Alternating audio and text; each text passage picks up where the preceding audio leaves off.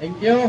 Ulat sa amo gamay mga sawang og tundok ay presenta sa ato ang awarding.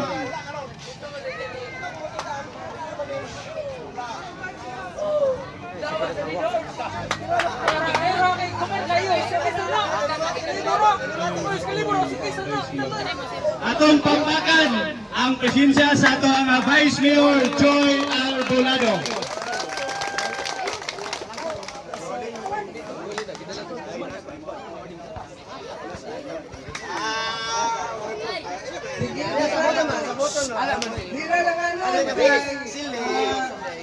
Nakangit-ngit na.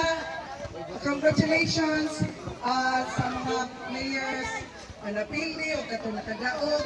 Ang sa importante ang sportsmanship. No?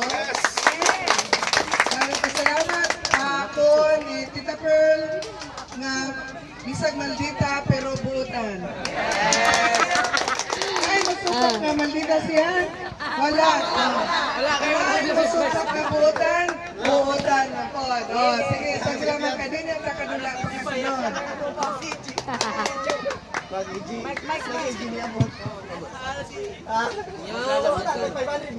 Siya man po iningon nga maldita siya pero buutan po. So, Moron, pasalamat ko sa Ginoo nga natay opportunity na ay luna ang ipaulam para magkadula tayo. Naon nga di magdumot ang mga players. Ngayon, magpadayon ta ang kamugnaw sa buod. Dagang salamat! Dagang salamat, Vice Mayor Joy Arbolado. So, prosita sa itong awarding para sa itong volleyball atong yatag ni Rica Ibias.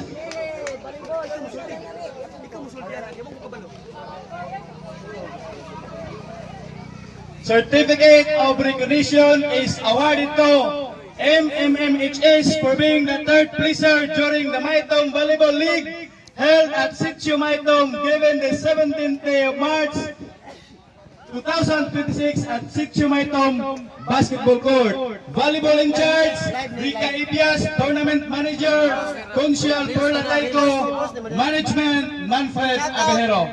Shout out Speedwork Vlog. Representative from MMHS. Shout out yan.